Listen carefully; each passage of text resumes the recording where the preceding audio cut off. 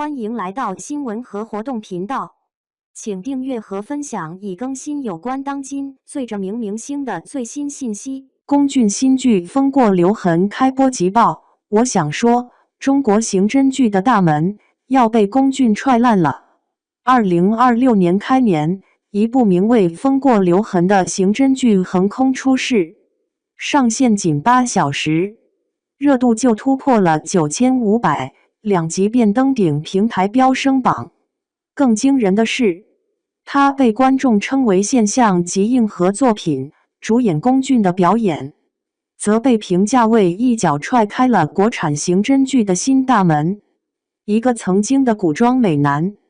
究竟如何用一部剧改变了观众对刑侦剧乃至对流量演员的刻板印象？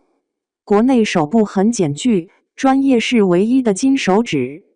风过留痕最硬的底气在于它的真。这部剧改编自前一线刑事技术警察9滴水的小说《尸案调查科》，原著作者拥有超过15年的办案经验，经手案件上千起。剧中大约90%的案件细节都取材于真实的公安部未公开档案和办案笔记，这意味着那些看似离奇的高速碎尸案、血色童谣案、农村灭门案背后都有真实案件的影子。为了还原这份真实，剧组耗资1200万元，搭建了一个专业的刑事技术实验室，扫描电镜、毛细管电泳仪、拉曼光谱仪，这些普通人叫不上名字的专业设备，全部按照真实标准配置。拍摄期间，不仅有公安部的专家全程坐镇指导，连演员操作显微镜的瞳距、提取物证的手势角度都经过了严格的校准。剧集彻底抛弃了主角灵光一闪或靠直觉开挂的破案套路，破案的每一步都遵循实验比对验证的科学闭环。龚俊转型，从古装美男到人形显微镜。龚俊的出演最初是许多观众的疑虑所在，他因《暗河传》中的苏沐雨等古装角色深入人心，是公认的古装美男。但在《风过留痕》里，他剪去长发，以一头干净利落的短发亮相，穿着洗得发白的工装或警服，彻底褪去了偶像滤镜。他饰演的叶谦是一位海归痕检专家，一个理性到极致的技术宅。为了演活这个角色，龚俊提前14天深入刑警队蹲点体验，甚至考取了尸检相关的专业证书。这种投入体现在每一个细节里，他俯身显微镜前分析 0.3 毫米金属碎屑时，眉头微蹙，呼吸放轻，手指稳定地调整旋钮。在审讯室里，他不需要大吼大叫，只需平静地出示痕迹证据，语气平淡却充满不容置疑的力量。观众发现，龚俊身上没有了偶像包袱，他把自己完全变成了叶谦，一个相信凡事接触必留痕迹的痕检工作者。神仙阵容，老戏骨压阵，全员颠覆出演。龚俊的亮眼表现离不开一群实力派演员的托举与碰撞。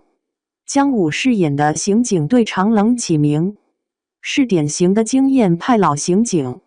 他不需要咆哮摔杯，审讯时只需身子微微前倾，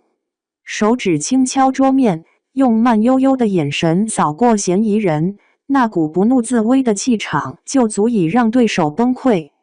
他与龚俊形成的技术派 vs 经验派的搭档，从初期的理念冲突到后期的默契并肩，是全剧的一大看点。孙怡的挑战则更为颠覆，她一人分饰2角，表面上是青涩胆小、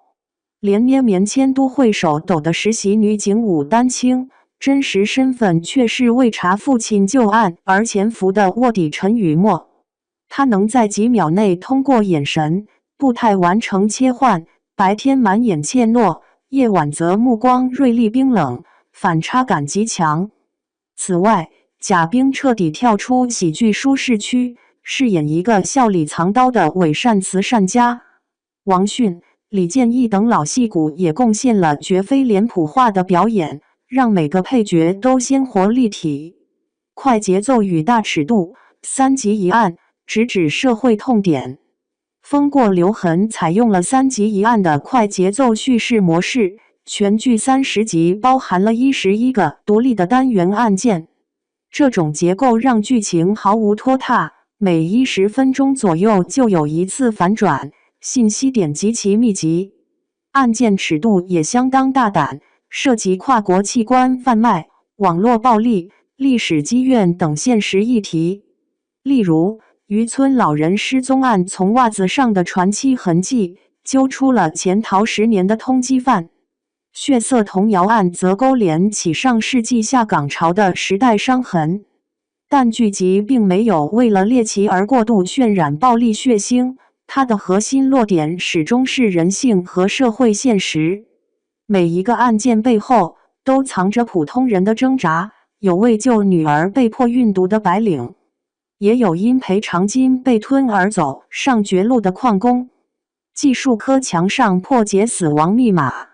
守护生命尊严的标语，点明了剧集的内核。它不只是关于破案，更是关于对生命的尊重。真实的胜利与观众的用脚投票。风过留痕的成功，像一次对市场套路的反叛。它证明了当制作方愿意尊重专业，尊重观众智商时，观众会给予热烈的回报。它没有依赖流量明星的噱头，也没有在破案中硬塞感情戏，而是纯粹的聚焦于痕检人员如何在显微镜下的微观世界里，让沉默的证据开口说话。